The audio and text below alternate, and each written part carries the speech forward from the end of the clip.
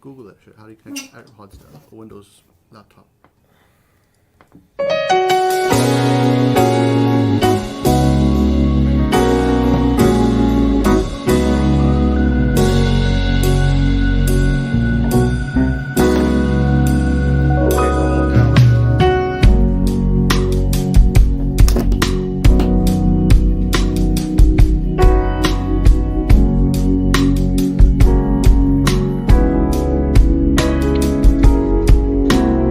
Sounded better the other way. Whenever you change it, it sounded good.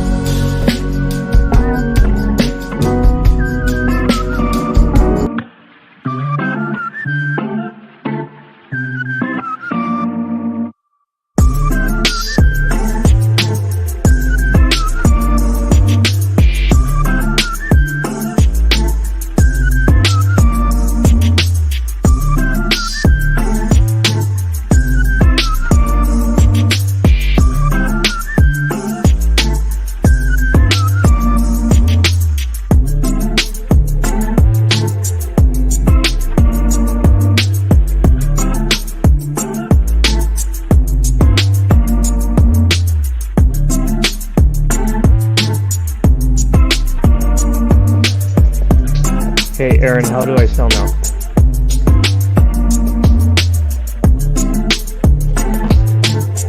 Yeah, sounds good.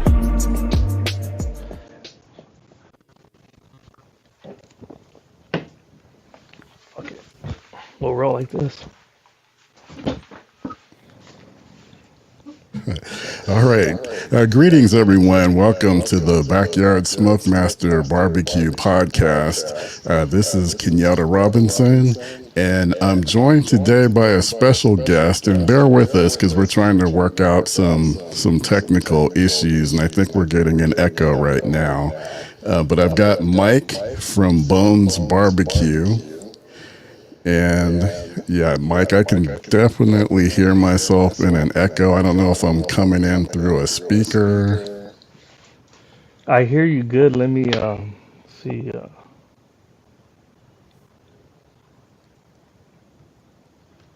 How about now? Okay. Does it Okay. sound any Actually, better? I hear you really good, and I think the echo is gone. But let me get confirmation from my producer daughter. Okay, she says the echo is gone as well. So I think we got everything worked out. So thanks for working through that. No. All right, so let's kind of reset everything. So again, Mike has been gracious enough to join me today. This is actually our first time talking.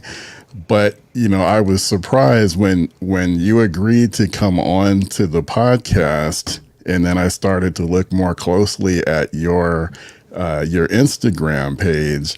I saw a picture of you standing next to Joe from Q Belly's Barbecue, and then I realized that you guys actually know each other, and you've connected because I think you guys work together on a catering event.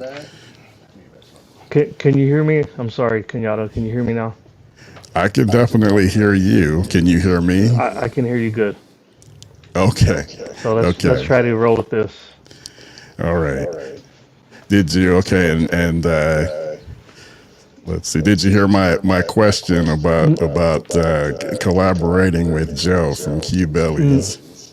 No, I didn't hear. I caught the tail end of it, but I'm guessing you asked about how we linked up. Is that correct? Or do you want to repeat the question? Yeah.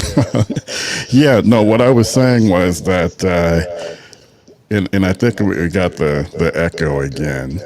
But I guess we're just going to have to do our best and try to work with it here. And hopefully it's not too unbearable for the folks that are tuning in and listening. But no, what I was saying was that when you agreed to come onto the podcast, at that point, I didn't realize that you actually that you knew Joe, because I didn't realize that until I was taking a closer look at your Instagram feed, and I saw a picture of the two of you together. Looked like maybe you guys had worked together or collaborated on something. So how do you and Joe know each other? Yeah, that's correct. So, I mean, I basically met him on Instagram just following his page. Um, it was suggested when it comes up on your feed or whatever, Yeah. and I started following him, and I got this catering job with Walmart, and I needed help pretty much. I couldn't do it by myself. I just got started out, and I reached out to him. It was a 550 person event, so I didn't have the capacity on the grill, or I mean, to be honest, the experience, to be quite honest. I reached out to him, and super cool guy, man. I mean, he agreed to help out, and that's kind of how it started. Oh wow. Yeah, and I people who've tuned in before, I've maintained that, folks that do barbecue, are salt of the earth people, and I swear Joe has got to be one of the nicest people I've come across. I've met him on Instagram as well, and he agreed to come onto the podcast before we had ever had a conversation, much like yourself. But so that doesn't surprise me at all. So. But that does tell me, I know that you're in Southern California, so I'm guessing that you're also in the Inland Empire. I'm in LA County, Okay. not too far, but yeah, I grew up in Whittier. I live in Whittier, and that's kind of where I'm at right now. Yeah. And you have your own catering business. Yes, sir. Just starting out. I mean, it's in the early stages. Um, I'm trying to do, I'm trying to take any work I can get. To be quite honest, I'll do pop-ups. I'll do catering, uh, special orders. So it's getting there. That Walmart event really helped out. Guys like Joe and a few other people that share my profile, um, to help get the word out. But it's in the early stages, to be honest. Okay. And do you have anything that you specialize in particular? Like, what's your main focus? In terms of the style, or in terms of what I like cooking, in terms of what I feel comfortable cooking, like in I terms mean, of meats. we can cover it all. Yeah, I like doing tri-tip. Tri-tip is something that I'm really comfortable doing. I feel like it's on point. A lot of Santa Maria authenticity with it. I got to spend a lot of time up in Santa Maria with a prior company I had, and I got to really see the way they cook it. They only use red oak in Santa Maria, so that was one key contributor. The seasoning. Um, so that's one of the meats I like cooking. I like doing pork belly, ribs, a little of everything. A little of everything, to be honest. Um, in terms of the style, it's Texas inspired, Central Texas. I say that very carefully because people will nitpick everything you do, and Texas is really strong in the way they present their food and cook their food and everything. So I mean, it's inspired by Central Texas. Okay. Let me just say hi to Barbecue Bourbon Blues. Thank you for tuning in. Appreciate that. And to everyone who's watching out there, please, say hi, jump in with your comments and questions as we go. So, Mike, I know that you also spent, yeah, speaking of Central Texas, I think you said that you lived in Texas for a while. So you have some firsthand knowledge comparison between, Texas barbecue, especially Central Texas, and maybe what we see, here in California. Um, and let me just ask, because I made a trip down to Central Texas to try my hand at some of that barbecue there. So I have my thoughts about the barbecue there as well. But how would you kind of compare the barbecue scene in Central Texas or Texas in general with what you've seen in Southern California? That's a good question. Interesting, but just like I mean, Texas, everything's bigger in Texas, right? How, like they say. Um, so I'd say it's really big in Texas. I lived in Hill Country in a little town called New Braunfels.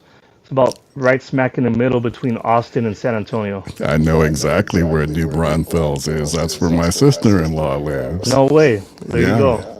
I yeah. feel like every time I say New Braunfels, somebody knows either a friend, a family member. So yeah, so I got it was a pleasure living there for a couple of years. I met my beautiful wife. Well, we knew each other, but we were dating, got married, so I came back. But I did get the experience for a couple of years. But it's a really big scene over there, and they take it serious. And it's not, you know, they want to be kings of barbecue, and I definitely feel to a degree they are. But there's so many different barbecue styles, so many different regions, so many different ways to do barbecue. That's a hard one to say, but I feel like that is the best barbecue in Texas, and I like Central Texas style barbecue because it's mainly salt, pepper, a lot of dry rubs, not a lot of sauce. You're talking almost all post oak and mesquite, some hickory as well. But I feel like they keep it simple, right? Like they keep it simple, and their style goes back generations, and they don't really tweak much. Um, so I'm not sure if I'm giving you insight like what the audience wants to hear, but I would just say it's very strong game over there. And when you cook, if you're cooking at your house and your neighbors come over, which is likely, they will critique you there. You know, over here in Cali, you can make, and I don't mean this in any disrespectful kind of way, but you can almost make anything and someone will be like, "Oh, this is great." You know, this is, you know, That's where right. did you get this meat? Over there, they'll know. You know, they know. That's right. Actually, I agree with everything that you've said. I mean, yeah, my sister, like I mentioned, my sister-in-law moved to New Braunfels a few years ago. And I knew that it was, like you said, it's halfway between Austin and San Antonio. So it was natural when we wanted to go visit her and her husband there to go check out some of the barbecue that I kept hearing about. You know, obviously Franklin's is up there in Austin, you know, and then there are a few other places, Blackie's, Hmm. um, Salt licks. Salt Licks. Yeah, I was Yeah. just trying to think of Salt Licks, you know, so I checked them all, you know, checked out all three of those places and a couple of others. And yeah, I completely agree and resonate with what you're saying about, you know, the cooking with oak and mesquite, everything being bigger in barbecue. I mean, bigger in Texas. Definitely agree. And with the salt and pepper, you know, Texas, the Central Texas style, and not relying on a lot of sauces and things like that. And the barbecue was outstanding. I mean, Yes. just definitely outstanding. Um, you know, I'm a native Californian. Grew up, spent most of my time up in the Bay Area, but I also, you know, have some time in Southern California. I'm a USC alum and live down there. So I've kind of seen well, I won't even call it a barbecue scene because there really isn't much of one. There might be a couple of places here and there, both in Southern California and up in the Bay Area, but not the way it is, you know, in Texas for sure. Um, but let's get to a question we got from our friend Joe. He asked, "What's your favorite oak wood? Post oak, red oak, or white oak?" Well, red oak is number one. I'm gonna tell you, it's a close between post oak and red oak, but I have to give red oak the nod just because easily accessible here in California. It's really hard to get post oak here. If you do, it's still green or whatnot. But I just like red oak. I'm used to it. I've been cooking with it for a minute, and I just feel like you can use it on any kind of meat. It's not too overpowering, doesn't burn too hot. Post oak is similar, but in my opinion, I feel like you don't get as much flavor, smoke flavor, from post oak as red oak. So by far, I use red oak more than anything. That's interesting that you said that red oak is easy to get in California. So that kind of leads me to a lot of questions, because up here in the Bay Area, oak is easy to get, but I'm not sure if it's red oak, white oak, or post oak. I mean, I'm guessing it's not post oak, but they don't really, at least up this way, I'm not really seeing much discussion about what type of oak it is. So let me start by asking you, like, where are you getting your red oak in Southern California? So there's a spot actually in Compton, and it's called Firewood. My I forget the name of it. Yeah. Firewood, my something, but they have it there. Actually, Joel from Q Valley's also referred me to a place up where he lives, and I actually picked up some today, and they had seemed like quite a good amount. But everywhere I've gone around here, it just seems like that's just readily available. I'm kind of surprised to hear you say that, because I mean, you're not too far from Santa Maria. I mean, I guess Santa Maria and you is not too far, but I would feel I kind of feel like 6 Santa hours? Maria is kind of, that's kind of like halfway, like Central Coast. Right. So yeah, it's a little bit of ways away from here. Yeah. Like So, up here, it's mostly they just call it oak, and then Right. it's a lot of pecan. Not like I keep saying that, it's a lot of almond. A lot of almond is readily available, up this way. So let me ask you. And then Aaron says Santa Maria is about a 4-hour drive for us in the Bay, where I'm at in the Bay Area. But let me ask you, so when if you see red oak and white oak visually, is there a difference? Can you tell just by looking at it, or do you need someone to actually say this is one or the other? no, I need someone to say. I'm Okay. getting a little better at like visually looking at it, but no, I think I need somebody to kind of point it out. Um, so Yeah. so I'll be honest with you. No, I can't just look at it and know. Okay, because I just wanted to make sure, like, when I go, to the place, there's a place that I like to go to up in American Canyon, where I get my wood splits. So maybe I'll have to start quizzing them more and see if Yeah, they can you identify what type of oak that is that they've got. you might be getting red oak and not even knowing it. I Right. will tell you this though. I feel like I can smell it once it's burning. Oh, you can tell the difference in the Yeah, smell. Okay. it's a little more rich smell than say white oak or Yeah. post oak. And Smoky Times Barbecue, I think he's saying that he likes pecan. And I like cooking with pecan wood as well. It's kind of Kind of like a neutral wood. yeah, not definitely not as strong as like mesquite or hickory, but a little bit, yeah, milder. So Right. yeah, I like pecan too. All right, Q Billy says almond. That's Joe says almond is a wood I never used until I had to, but realized it's really good. Yeah, almond is pretty similar to pecan. Right. And even though it's readily available here, I don't know. I just haven't really. I don't really like it as much. I don't like it as much as pecan. Maybe it's the smell. I'm not too crazy about the smell, which probably sounds weird because I know most people probably think it smells great. So I don't know. Maybe I'll take another. Might have to try almond again and give it another shot. It's been a few years since I've cooked with it. I think Joe uses pine too. No, I'm just Really? playing. No, I was getting ready to say, oh my God, because I thought that was a sure no, no, no, no, no. no, no. Okay. Yeah, you don't want to do that. Okay, Mike is pulling our leg here. All right. Yeah, guys, if you're out there and you're thinking about, what type of wood, and I'm sure pine is readily available in a lot of places, but you don't want to cook with pine, not for Yeah, don't not do for that. cooking. That's yeah, don't do that. You'll be really bitter. All right, Smoky Times Barbecue says I've used ash and it's not bad.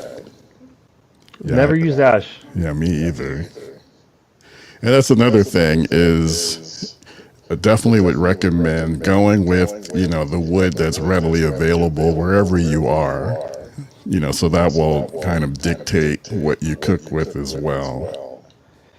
Yeah, so when I came back from Texas, I was really hell bent on trying to get post oak too, because I was trying to keep it Central Texas style. Yeah.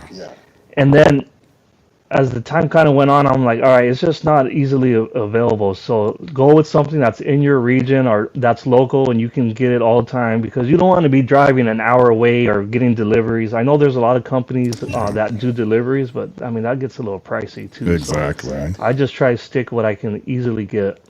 Yep. That's the way to go.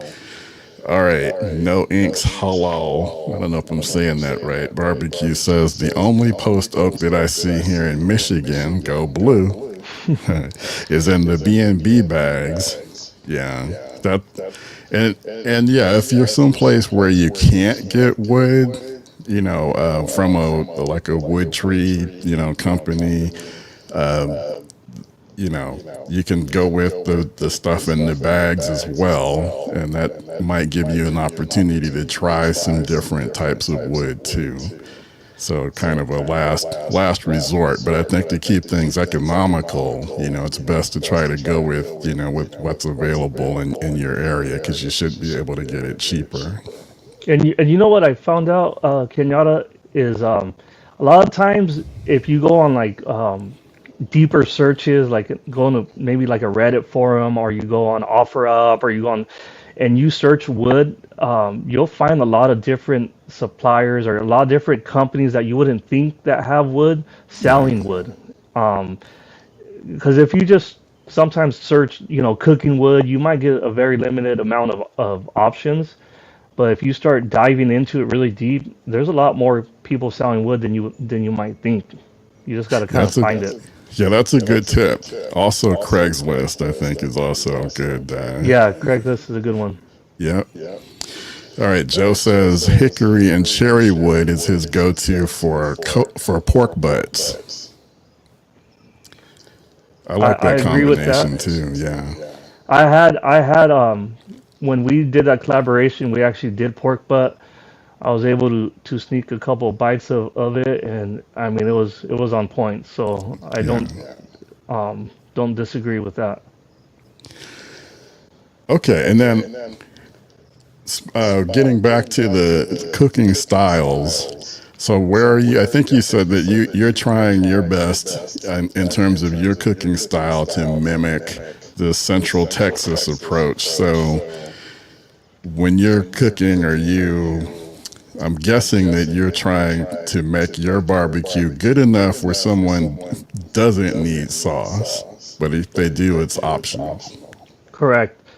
Yeah. So I'll tell you a really quick story. When I had first moved to Texas, a friend of mine had come to visit me, and we went to Black's Barbecue, and he got brisket and a couple sides, and I got brisket and a couple sides, and he asked for barbecue sauce, and the gentleman behind him was like, "Barbecue sauce? You don't need barbecue sauce here. You're at Black's Barbecue. What do you need barbecue sauce for?" Right. So that's kind of like a big thing over there, touching back on it. But I try not to use barbecue sauce at all, to be quite honest with you. But yeah, having it as an option, because some people just like it, right? Some people just like barbecue sauce. But I really try to come up with creative ways in terms of using what certain rubs, right? Certain rubs to maintain that flavor. And a lot of times, like, you just want to let your wood flavor the meat, right? And if you sometimes you put too much rub, or you put sauce, or you do this and that, like, I feel like it prohibits some of the flavor that you can get just by cooking with the wood. Yeah. Um, but I do use barbecue sauce for like my pork butt. I'll make barbecue chicken, and to be honest, that's kind of where it ends with barbecue sauce for me. Okay. Yeah, that's always a goal of mine too. Actually, is I want my barbecue to be able to stand on its own, without the sauce. So I'm kind of like the guy at Blackie's. When I see someone like, sauce, did you at least taste it first before you went and, Right. You almost get offended, kind of. Like, well, I mean, I can't speak for you. I kind of like, oh, what do you need barbecue sauce for? That's me. Yeah, like you said, I'm yeah, borderline offended. Yeah, at least try it, before you put Right. all that sauce on there. Joe says Mike seasons his pork butts only with cumin. I thought it was a little weird. Now, are you? So I'm assuming, obviously, because we got to really talking about cooking with the wood split. So I assume, and a lot of people who watch my videos are always asking me about the equipment that you're cooking with. So I'm assuming that you're cooking with a stick burner. Is that primarily what you're cooking with, or are there some others in your arsenal? No, yeah, you're right. I got a 120 gallon stick burner made by MH Metalworks. He's on my Instagram. He's done a lot of pits for people I follow, including Joe. That's kind Okay. of how the link was with him. So I have a smoker by him. Now, That's is he in Southern California? Yep, he's Okay. right here, local to me. Actually, when I picked it up, I didn't even realize this. I could have probably walked to his shop to pick up my Nice. smoker. That's how close he was. But yeah, he's local here. He does all kind of work, custom work, Santa Maria grills, smokers, um, you name it, Um, but yeah, that's what I'm cooking on right now. I do have a green egg. I have a Smoky Mountain. I have Old Reliable, just a Weber kettle grill, Yeah. a little char griller, and I think that's it right now. Okay. No, Yeah, that's a so I have good. a few. I've cooked on a lot of different pits. Yeah, that's a good collection there. Similar to Joe, I hear you guys cooking on these massive stick burners, and I'm instantly like jealous. Yeah, no, for sure. But Smoky Times Barbecue says, yeah, my barbecue doesn't need sauce, but people in Cali like it, and it helps with chicken. I think you're right about people in California, just automatically gravitating towards the sauce. I think it's probably because they just don't know any better. Yeah, to be honest though, I mean that's a good point by him. I love sauce on my barbecue on my chicken though. Yeah. I do love sauce on the chicken. I'll eat it with both. I just made some the other day, and my kids don't like barbecue sauce, so I'll make half of it with barbecue, half of it with not, and usually eat both, But I Okay. like it with barbecue sauce. That's a good point. And then with regard to the rubs, are you more partial to kind of making your own rub combination, or do you have any favorites that people might be able to pick up at a store someplace? So yeah, I primarily use rubs people have made and sold and that are popular, like Meat Church, obviously is one of Yeah. them. Malcolm Reed's all his killer hog sauces and his rubs. I've been using those for like over 10 years. He was one of the first YouTube Yeah. personalities, I guess, that I started following. But I love all his rubs. Um, but recently here, I made a couple of rubs myself, and I've tested them out. I feel like they're pretty decent. I actually used one on my chicken. My kid said it was a little spicy, um, which I'm kind of not sure, to be honest, how why it is. I didn't feel like I put too much heat, Yeah. but it was really good. I liked it. I liked it. So I made some and gave some to guys at work to have them try it out and see what they think. Okay. And then are you thinking of trying to sell it? No, no, no. Okay. I know, actually, well, no, but a guy in Louisiana, New Orleans, actually, I think it's King Offset or King of the Smoke or something. He actually wants to buy a couple of them. Send me his information. So he said he wanted to use them for his competition. I'm like, Oh well, I don't wow. know if you want to do that, man. I mean, you might want to try it out first. But that was pretty cool that he asked. But no, I don't think I'm gonna sell them, to be quite honest with you. Just something to add a little fun to cooking and try different things. Right. No, that's You know. awesome. All right, Aaron, I'm glad you put this comment back up. All right, so my name is No Oinks. You get it? So anyway, he says I steer away from sauce on anything. The store-bought products are too sweet. Yeah, definitely a lot of different, there's a ton of barbecue sauces available out there. Right now, yeah, I kind of got a little bit tired of the kind of the sweet profile and most of the sauces. Um, there's one that I do like. It's Kinder's, and I think it's like a garlic. I wish I had it next to me, but it's like a garlic infused sauce. Kind of getting it a little bit away from the sweet profile. Right, nice little change up, huh? Yeah, Yeah, and yeah, honestly, there's so many sauces and rubs, and I feel like you can just get lost in all the different, like, well, you gotta have this for that, and you gotta use this when you do this, and you have to have this sauce and that sauce, and then you have yeah. all different types. And to be honest, I honestly, barbecue sauce, I just use Sweet Baby Ray's. That's all I use. I mean, Okay. I don't ever steer away from it. And my rubs, like I said, it's Meat Church or Malcolm Reed's. Yeah. Cause man, I'm gonna go broke trying to buy all these rubs if I buy them all and try them all. So if somebody wants to send some, that's great. But I try to keep it very, very simple.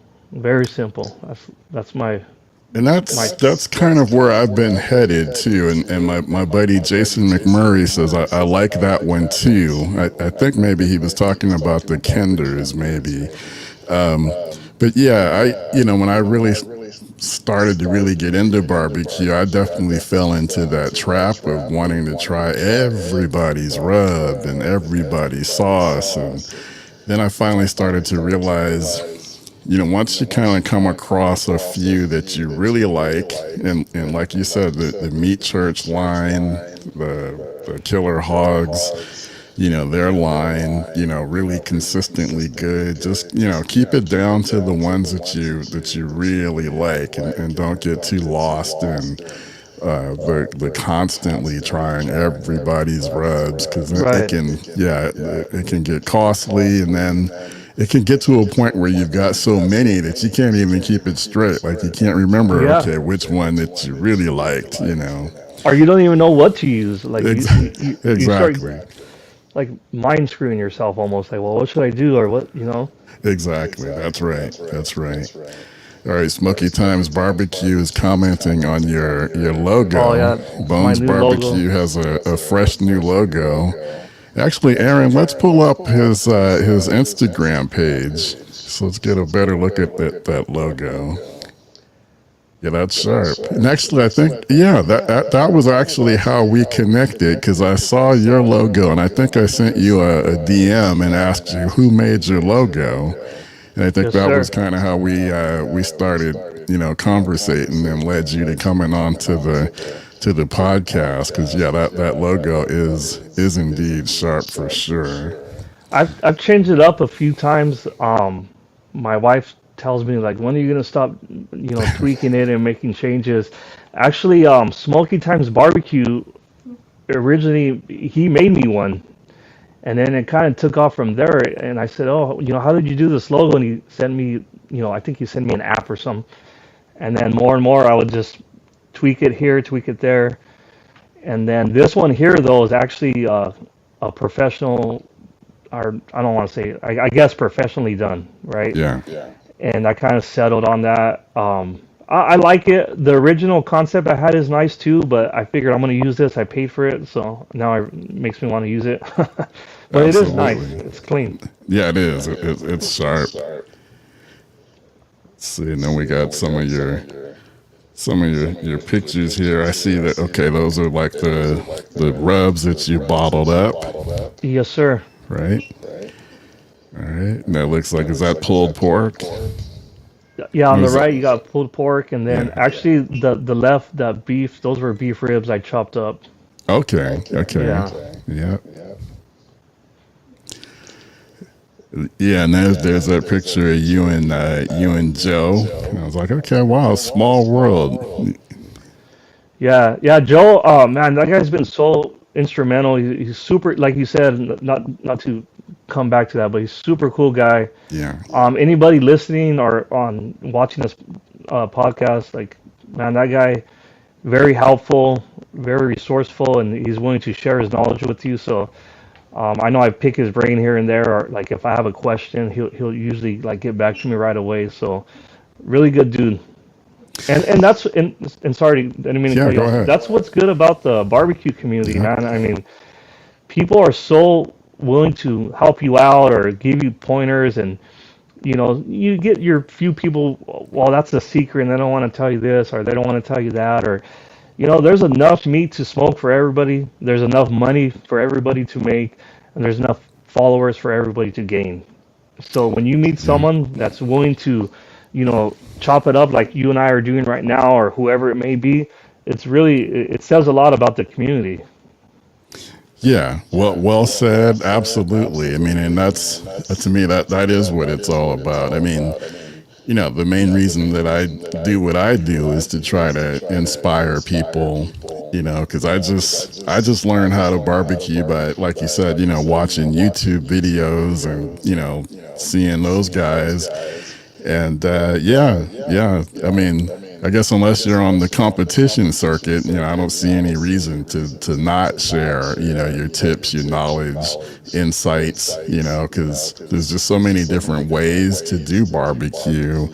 And that's one of the things I love about it is the experimentation, and there's no one way that anything has to be done. So it's really cool to hear about other people's experiences too, and how they did something that, really knocks your socks off.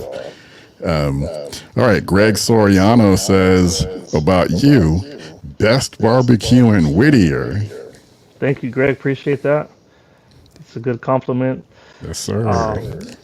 Hey, just to piggyback off something you just said too right Yeah. now, and that's what I love about barbecue. I don't know if he's on here watching, but Paul's Grill on my Instagram, he does freestyle cooking. And if anybody doesn't, or if you don't follow him, check out his page. It's at Paul's Grill, and he's pretty unique, man. He does freestyle cooking. I mean, he tries different things. Things you may not even think of doing, he does it, and he's very, very good at what he does. Somebody might say, "Hey, that's not the right way," but that's the beauty of it. There's no wrong way. There's no right way. Is this it? And yes, sir, that's it right Okay. there. And he's always out. He's out there by USC. Speaking of USC, so he's off there selling meat, and this guy is always hustling. He's very creative with what he does. So shout out to Paul's Grill. Okay. I saw that he was already following me, so I just followed him back.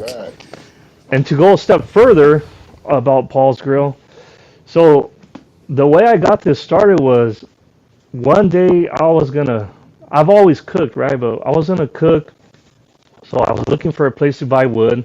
I was looked in Compton, and I pulled up. I was actually in my work truck, my regular job, and I get off and I see him pulling in to go buy wood himself, and we start talking.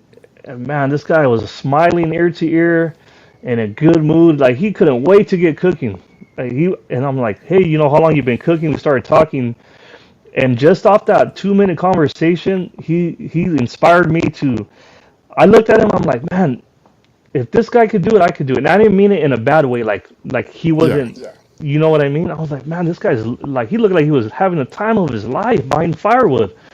So I was like, man, I need to do this, and it just kind of lit a fire under me, you know. And I was like, it inspired me. It That's basically what awesome. happened. And ever since that day, I've been out here trying to grind. You know what I mean? So that's kind of how that got started. Yeah, that's a great, great story. And yeah, we had a comment there that said the homie.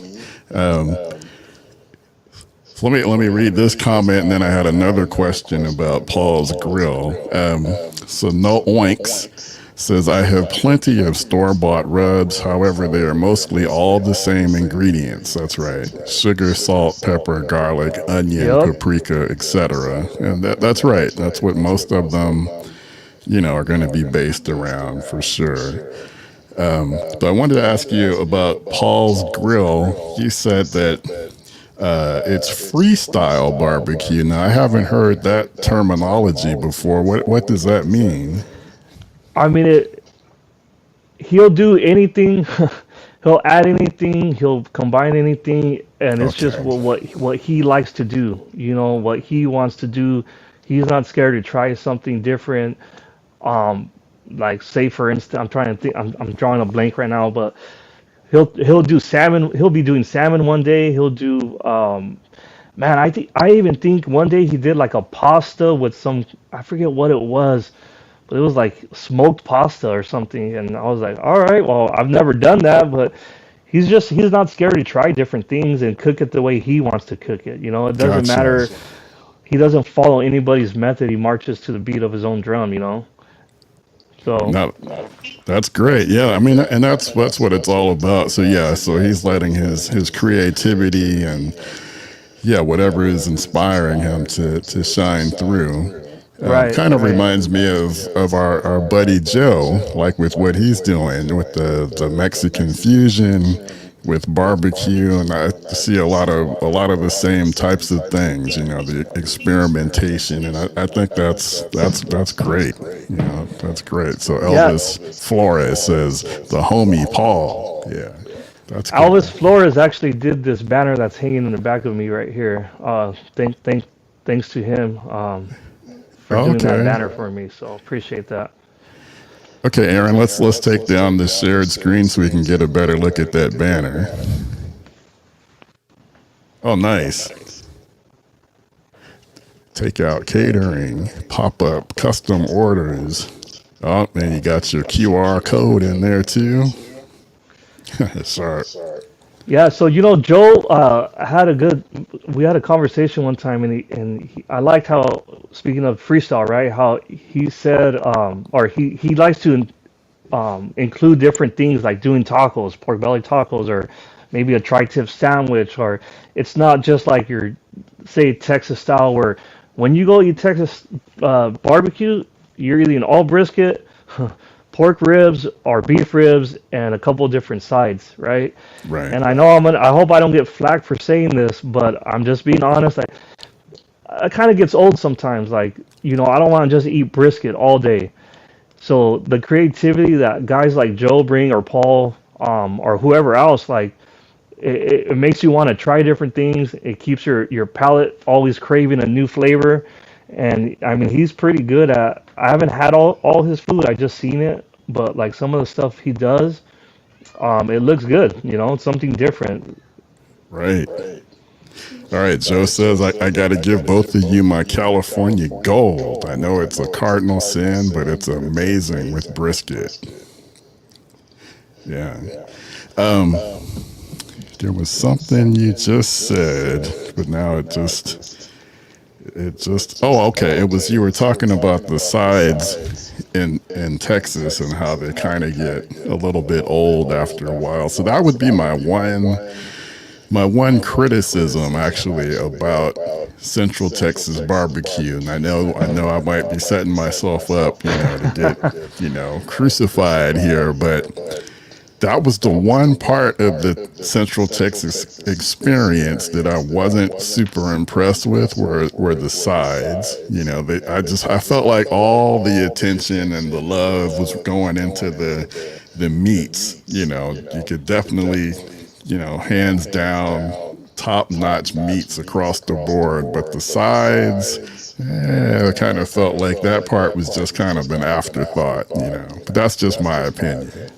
Yeah, and I feel the same way. I mean, your sides, I mean, they're your basic baked beans, mac and Right. cheese, potato salad. Um, I'm trying to think of a couple other ones like green beans or whatever. But there's nothing special about them. They're all the same across the board, in my opinion. Uh, like I said, like you said, Yeah. probably people are not gonna like that, but it's what it is. I mean, it's Yeah. just what it is. Yeah. All right, Joe says, I agree, Mike. I can only have like 2 bites of brisket or beef ribs before I need an enchilada or horchata. Am I saying that right? Yeah, Horchata? horchata. Okay. What's know, an I horchata? I'm not familiar with that. um, man, I'm gonna probably mess this up, but I wish Joel could tell you.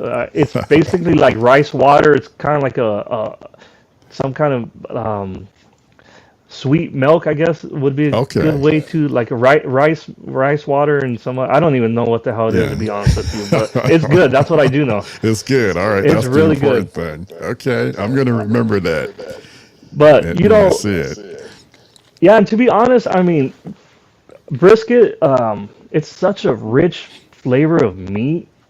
I can honestly only have a couple slices, and I'm good with a couple of slices. I know like folks in Texas, they'll be ordering half a pound of brisket, and they'll just eat it all. I've seen people order just brisket with no sides, right? They'll take some bread, some pickles, and some red onion, and they'll be good. And they're good.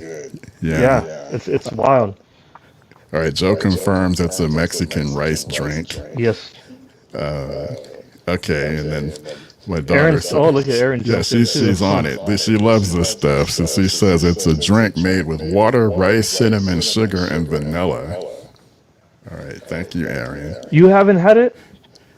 I have not. Well, you Like I gotta said, get I have yourself. never heard of it until now, but now I'm gonna be looking for it. Just don't buy it from the store, like like in your dairy. Don't do that, because Okay. just try to find a Mexican restaurant, and they'll have it anywhere. Okay. Okay. All right. No Oink says it's good when you have a barbecue mentor or someone to share ideas with. Me and my buddy talk about barbecue daily, and it shortens the learning curve. That Absolutely. that's a good point. Heck yeah, it is.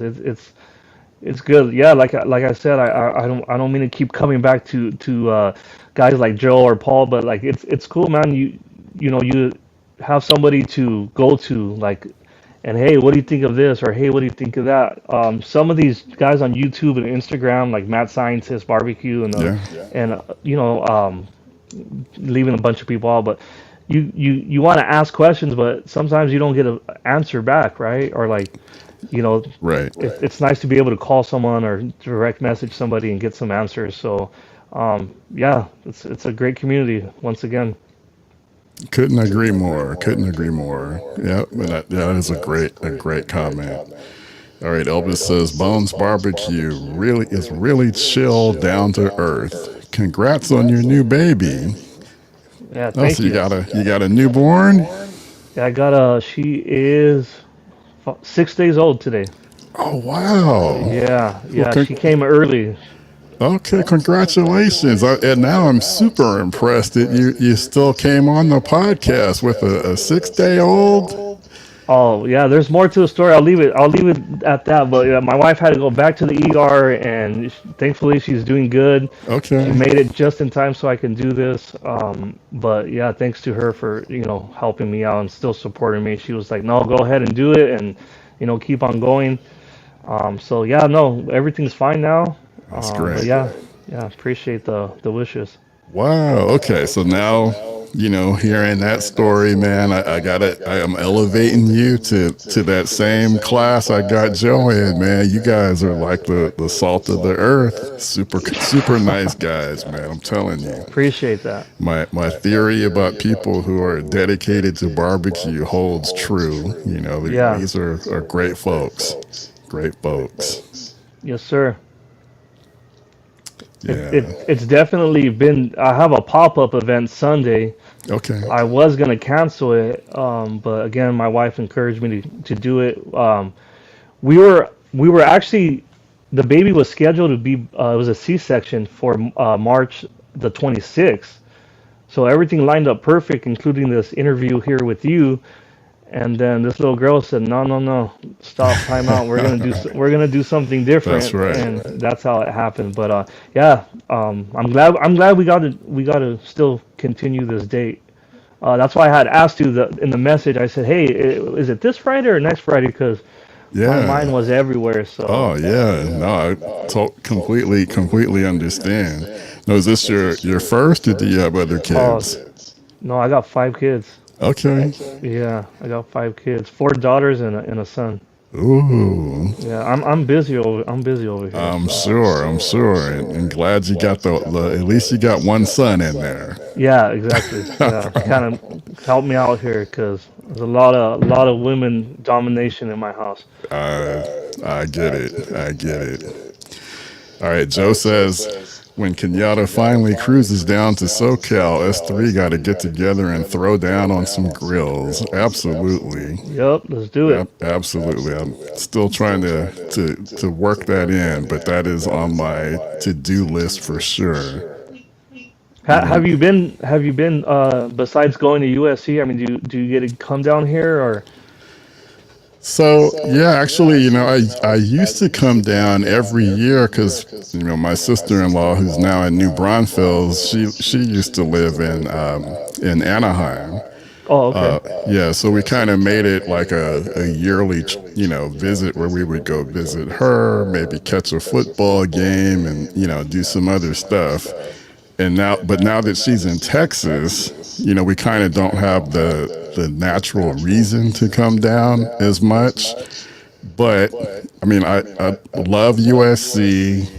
I used to have, when I lived there, I had season tickets, and I do like to, try to go to at least one game at the Coliseum every year or so. And then, just forging these relationships with you and with Joe, I mean, that's given me, even more reason. And, like your wife, being understanding and, wanting to accommodate, what you love, my wife is the same way, super supportive about what I'm trying to do with the barbecue and trying to build the podcast and my website and everything. Just really encouraging. So I'm sure I'll be able to, work with her and we can figure out a way to come down there for sure. Yeah, that's good. That's good. We need that support because this gets demanding. I Yeah. mean, it's not something you just go and do for a couple hours and come back. I mean, it's like a whole day of cooking, a whole day of planning, and sometimes when you're manning that fire, you don't have the luxury to go back inside. That's right. And unless you're cooking on a pellet grill, I mean, you could do that. You know what I mean? Right. I don't, Exactly. I don't really cook on pellet grills, but Yeah. you have to be attentive to that fire. And then, real quick, make sure if you go to New Braunfels and visit your sister-in-law, do not say New Braunfels because they will get offended. Okay. All right. I'll try to remember that. Yeah. Yeah, yeah, they'll get offended over there. What took her over there, by the way? Uh, I think a lot of it was both her and her. Well, she's retired. She retired early. Was working as a registered nurse, and I think they were attracted to like the lower taxes. Um, they both like to shoot guns, so kind of Mm. that all of that kind of spoke to them as well. And then I think her husband also had some friends in the area. Oh, nice. Yeah, yeah. Cool. So I think they were a little bit tired of the high cost of living here in California that we deal with. Oh yeah, 100%. The Smoky Times Barbecue says we should have bring your own barbecue kickback to get new ideas. It's not a bad idea. Yeah. Um, was going to ask you something else. Oh, go ahead. Go ahead. No, I'm trying to get with Mike from Smoky Times to maybe do a little event. We kind of talked about that in Instagram. So maybe we can make it happen pretty soon here. But yeah, he's a good dude. So hopefully we can do something soon. Yeah, and Joe says, great idea, Smokey. That's Mike, right? Yes, Smoky Okay. is Mike. Yeah. And No Oink says it's great when you have a supportive spouse. Yeah, that's key. So I was going to ask you, are you doing the catering? Is that your full time, or are is that like a side hustle, or is it your full time thing? No, it's just a side hustle. Okay.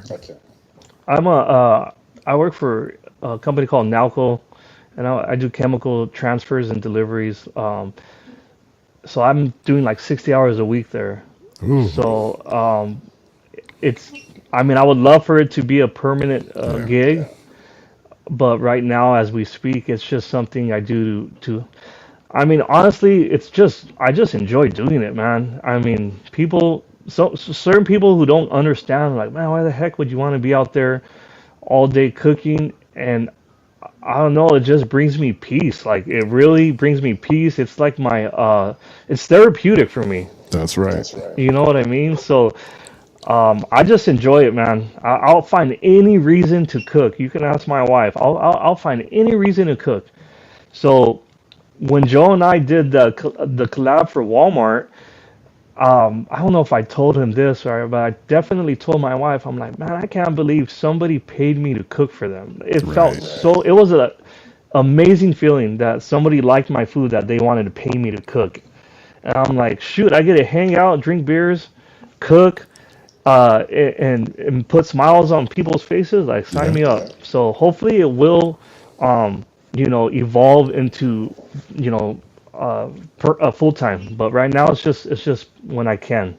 Yeah, no, I understand. It's I'm kind of going about it a little bit different from you guys because I know how hard that is the catering, but I mean I'm kind of doing the more like the trying to educate people through the website and the podcast and everything, but it's a side hustle. It's not my Right. my full time thing.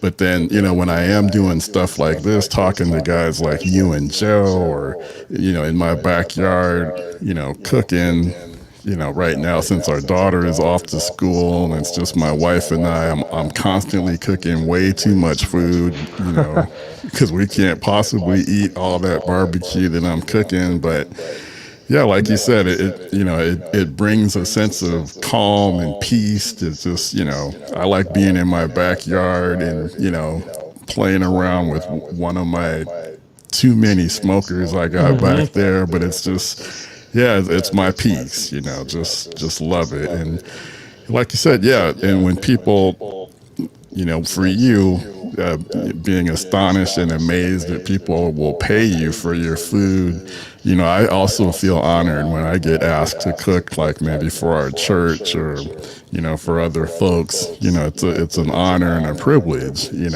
a Right. great opportunity to get out there and cook. So I just love it. Yeah.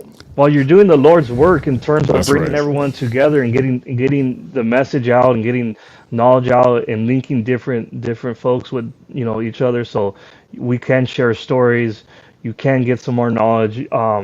Like for instance, if anybody here listening is getting going like myself, or maybe they are already going, you run into a lot of issues. Like for me, one of my biggest problems is pricing. I don't know how to price my food out. Yeah. Like I can cook all day, but selling it and knowing the right price to sell it at, and do you sell by weight, do you sell by trade, do you sell by whatever, this is a good forum for everybody to bounce ideas off each other, ask questions. Hey, how are you doing it? And hey, maybe that works for them, but it doesn't work for you. So I see what you're doing here, and I think it's cool. It's in the name itself, Backyard Smokemaster. I think all of us consider ourselves that, right? And you don't have to be Matt Pittman or Aaron Franklin. Yeah. You know what I mean? To do something that you enjoy and you know have someone else enjoy it. So I appreciate what you do for the community. Oh, thank you, brother. Thank you. I Yeah. appreciate that. All right. No, Oink says, I hope you guys get together to cook. California seems like a different country to me coming from Michigan. Another go blue. However, it's fun to travel to someone's place and cook. Yeah. Well, you know, it makes me think of, yeah, even though we're both in California, just sometimes being in Northern California versus Southern California, just because of the distance, almost makes it feel like, you know, we're far apart, even though we're in the same state. Feels like it's two different states, to be honest. Yeah, Northern it's California and Southern California. definitely different vibes, you know, for sure. But I'm happy that I got to spend a lot of time. You know, I lived in Southern California for 15 years. So there are things that I love about both, you know, for sure. Right, For right. sure. No Oinks is really he's going hard with that championship right now. I see it Oh in the yeah. comments right here. Oh Like he yeah. got those bragging rights. Yep.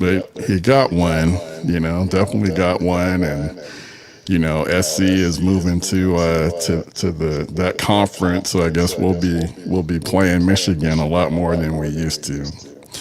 All right, Joe says, it being a full-time job, it definitely takes a bigger toll on your body, but it's still enjoyable. Like Mike said, people pay me for these good times. Yeah, Yeah, it's great, man. that's what it's about, though, man. Being able to do what you really love. You know, I think that's a blessing.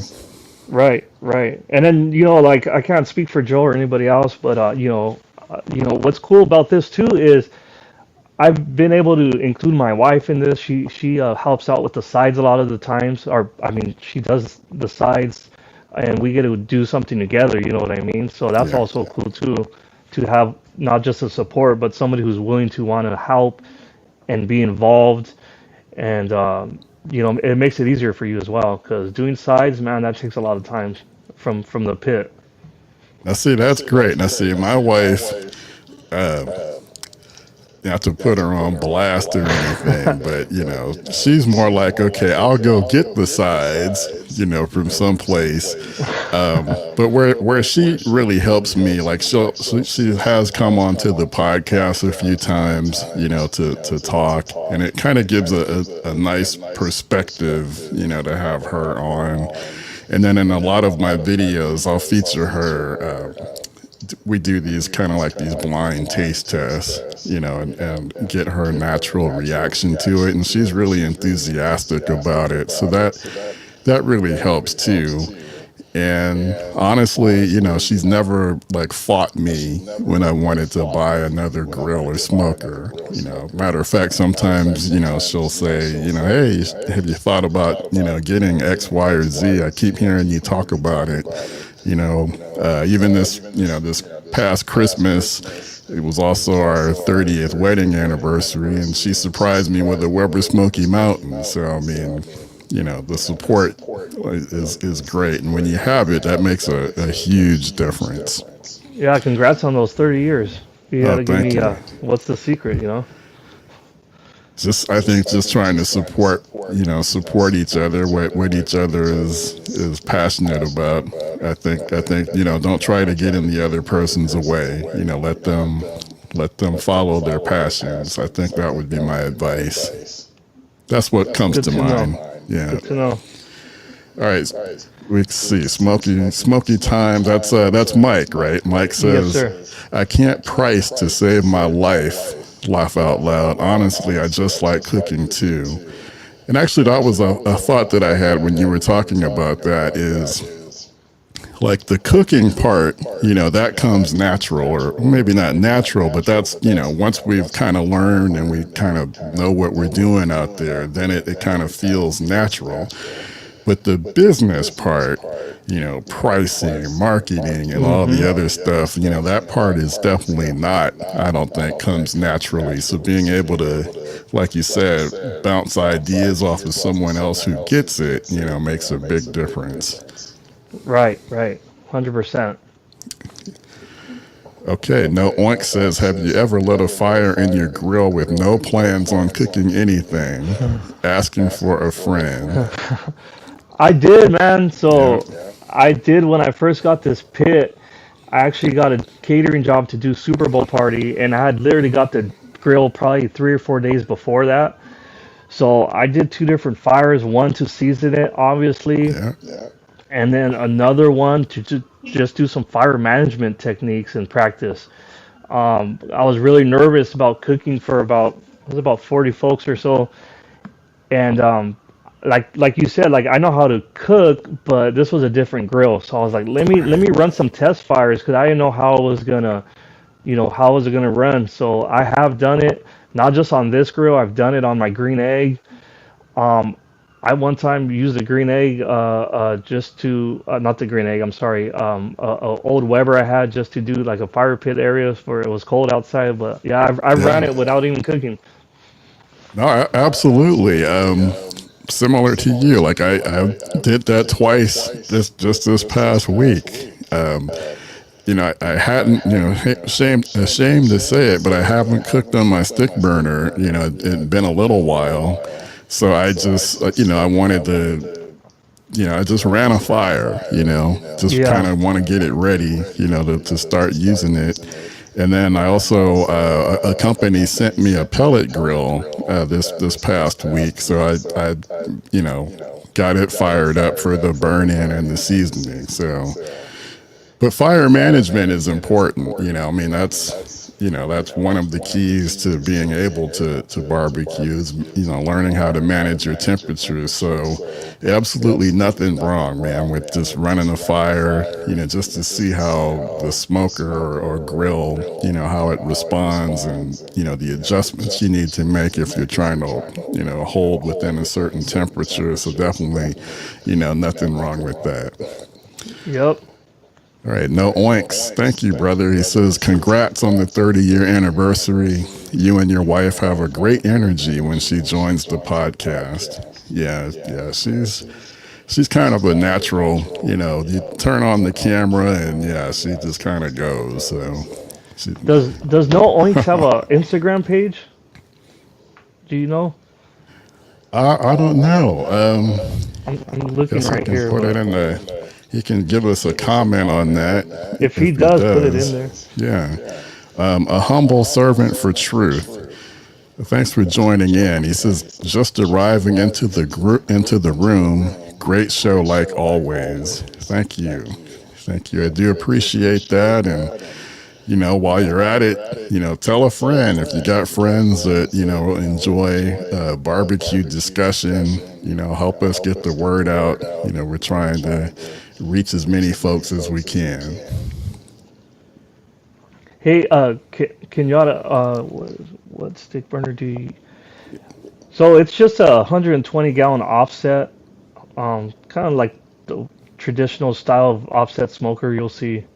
Um, like I said, you can check it out. MH Metalworks on Instagram. You'll see it on there. He does quite a few of them.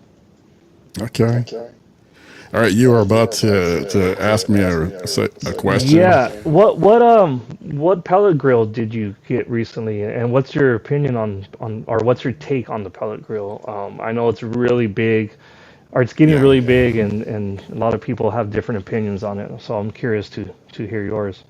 So Z Grills just sent me one of their pellet grills. It's the backyard. I think it's the Backyard Warrior. Is the one they just sent to me. I think it's like $650 on their website. And then I've also own a Mac one star General pellet grill. I've had that one for quite a while. My take on pellet grills is they're good to have. I always recommend for people, who are getting into barbecue, if you really want to learn how to barbecue and experience barbecue flavors, smoke flavors, you got to at least learn how to cook with charcoal. Learn how to, learn how to manage temperatures, like even if it's just a Weber kettle. I mean, that's a low cost of entry way to get into barbecue. So learn fire management. And then, if you've got a charcoal grill, I mean, if you really want to get into it, go for the stick burner, because that's the highest level, cooking with wood splits. But I think having a pellet grill is good. Like, to me, it's better than having a gas grill, Right. because you're not going to get a whole lot of smoke flavor off of pellet grills. Although there is one brand that I do recommend that kind of comes close. A company called Smokin' Pecan. They make pellets that are made from the actual pecan shells. So I think and the smoke that they produce is pretty good. It's pretty good, but.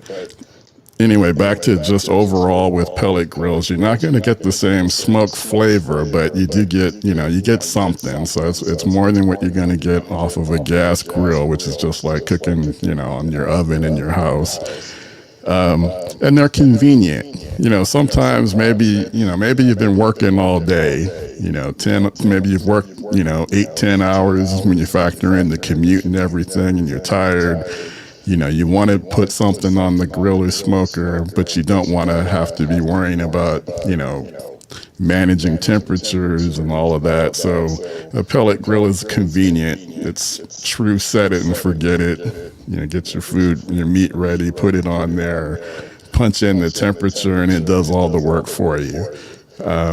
Or, maybe you're cooking with your stick burner and you want to do the sides and you want to actually do them outside. Pellet grill is something nice and convenient to have, kind of as a second cooker, for that type of thing. So it's a convenience, good to have, but it's not. I wouldn't recommend that people start with it, because I don't think that if that's the only grill that you have, I don't feel like that's really giving you the true barbecue experience. That's my opinion. Well said. Yeah, I agree with all that. And I agree with Smoky Times too. I mean, hey, cook on whatever you want to cook on. Do what makes you happy. Like anything in life, right? You do whatever you want to do. But I do feel like if you do want the true experience, you got to use a stick burner, even like a Weber or something. But I don't know, man. I'm about the grind. I love the grind of it, and I just like it. And there's a saying I like to say. I don't know if I'm gonna mess it up, but there's some people are all about the reward of something, and some people are all about the grind of something, right? Like some people just what they can get from their talent, and then some people just want to work hard and to keep grinding and grinding and grinding and grinding and grinding. That's me. I feel like Okay. or a lot of people. So and it's not to say anything bad about the other person. I'm just saying I just like the grind of it, and what you get at the end. The end product is just it's untouched. You can't compare it to. No, I completely agree. Even though I don't cook on my stick burner as much as I do some of my others, I would still say that cooking on my stick burner is the favorite. My favorite one to cook on, because of just what you said. It's the process, it's the challenge. Managing that fire, working with those wood splits.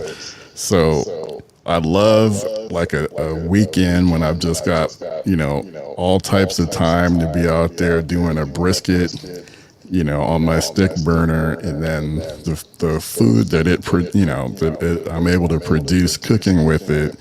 There's a great feeling of satisfaction, after cooking with a stick burner. So it's like you said, it's the grind. Okay, no Oink says he's got an IG and TikTok. Okay. If he Yeah. can, oh, okay, I see him. He followed me. Yeah, and plus your neighbors like that smell when that smoke starts. The whole neighborhood can That's smell what right. you're cooking. That's right. That's right. No one's going to complain, especially if you share some food with them. Right. All right, our buddy, correctional officer for lockdown, says, being from Chicago, I have always eaten my ribs with sauce until a family friend from Mississippi handled the grill at a family reunion.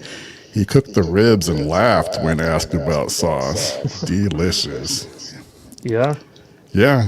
I think people just naturally think they're supposed to be slathering stuff in sauce because they just don't know better. But then when Right. they get introduced or awakened to it, then they realize, yeah, it's definitely not about the sauce.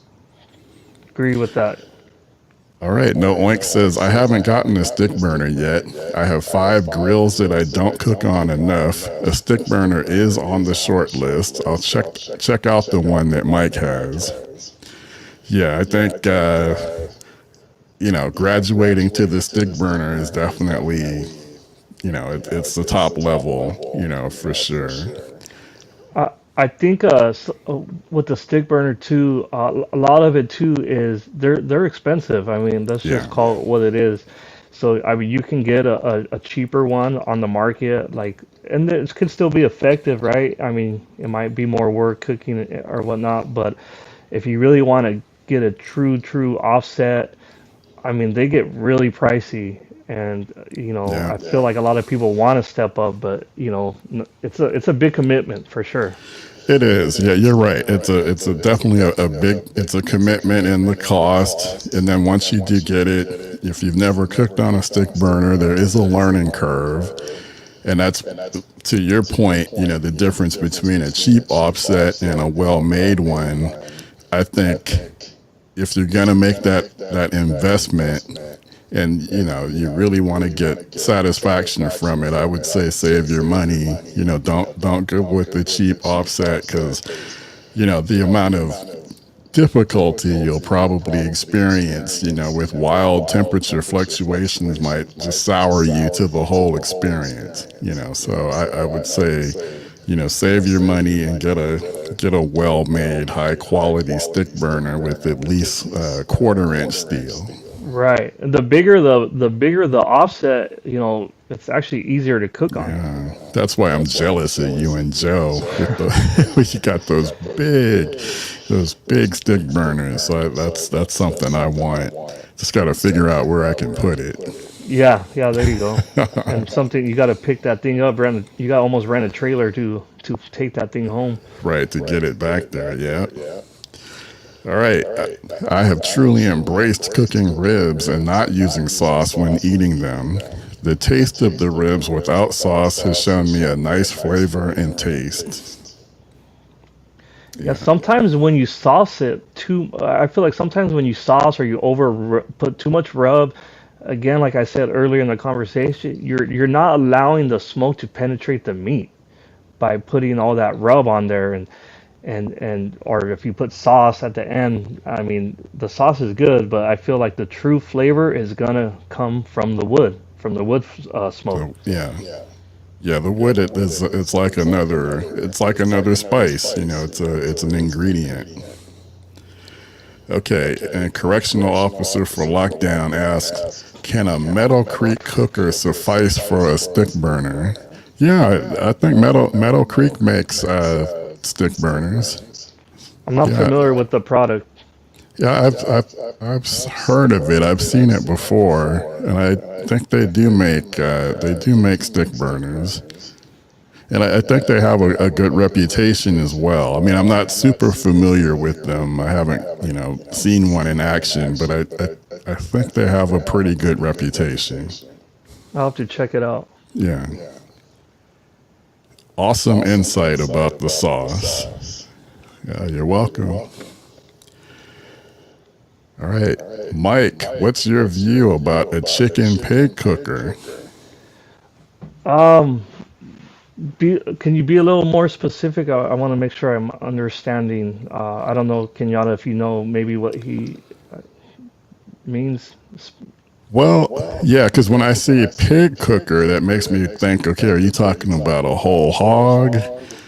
But then when you say a chicken, Yeah, You that know, that kind of yeah, threw me off that's the chicken. a little bit of a kind of like opposite ends of the spectrum, right? Because when you Right. do chicken, at least I know I like to try and do my chickens at a higher temperature, than I necessarily would, pork. Usually when if I'm doing ribs or a pork butt, that to me that I think of more.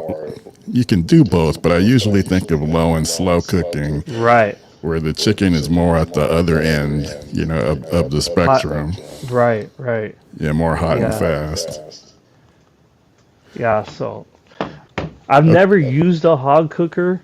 Um, there's a gentleman in Texas that I knew would do a lot of that cooking. It was really good. I've never done it, so I don't have too much knowledge on it. Yeah, that's Um, on my it's on my bucket. to-do list. Yeah. Yeah, on my bucket dream list is to be able to do a whole hog. Now that would be awesome. If we all got together and did a whole hog. All right. No Oink says, Kenyatta, can you tell the difference in taste and or appearance in a brisket cooked on your Weber Smoky Mountain or Weber Summit Kamado and your stick burner? Yes. Yes. I mean, and it's mostly the smoke flavor. Maybe not so much the appearance. I think you can get a pretty good, like a smoke ring if you're just talking about appearance, on all three. But I think like Mike is saying, how the smoke is basically like an ingredient. It adds flavor to the meat, to the brisket.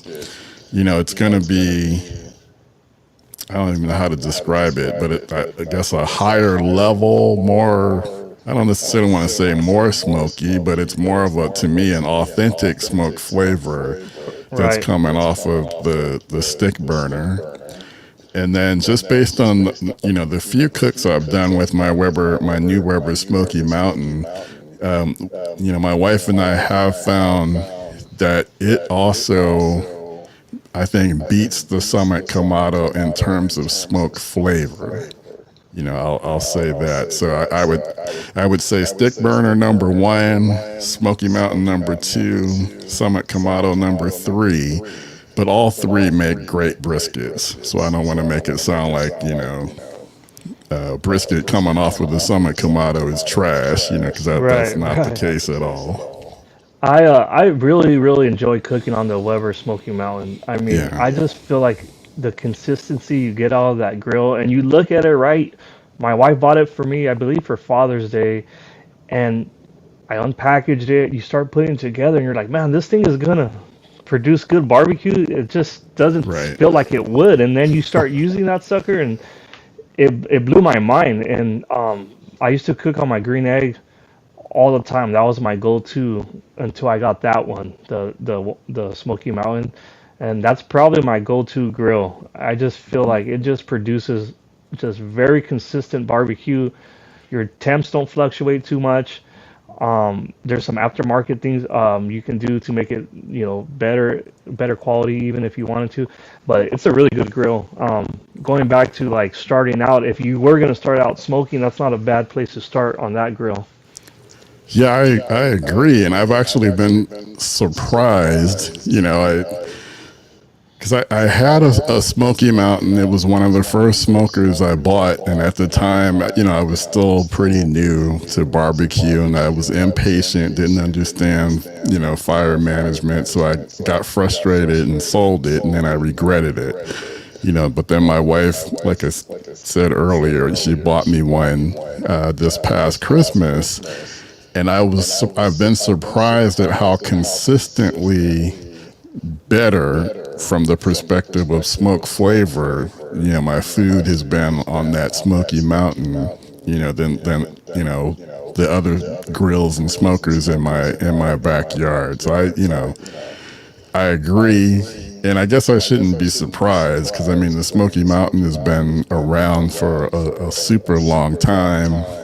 The design, it works, so it's Right. a great way to go. Like you said, for starting off with the smoker, it's a great choice. So, Mike, we've been at it, man, for about an hour and a half. Yes, So I'm sir. thinking maybe this is a good point to wrap it up here. Let me see. Maybe make sure I'm not missing a comment. All right. Correctional officer for lockdown says Kenyatta, they have a smoker that is like a box that you flip up when you are cooking. They allow for chicken wings to be placed in a grate and flipped. Is that the Chud box? Or is that what he's talking about? I'm not sure. Let's see. They have a smoker that is like a box that you flip when you are cooking. I'm not familiar with that. So I don't know if somebody else watching, if they know the answer to that question. They allow for chicken wings to be placed in a grate and flipped. Well, I mean, you can also do that, with the rotisserie, as well. I'm thinking you can kind of mirror that experience. So, maybe it's the Meadow Creek. I guess we're gonna have to take a closer look at the Meadow Creek. I'll check it out too. Yeah.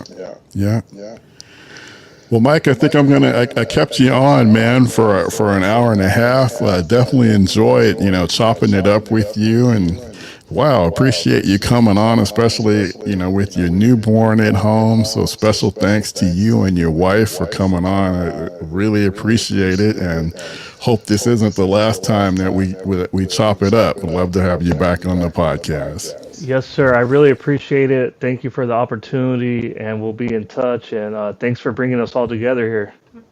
Absolutely. And thank you, Erin. She says, thank you for all of the comments. This was a great stream and very well said. Absolutely. So I'd be remiss in not thanking the folks that tuned in to the podcast.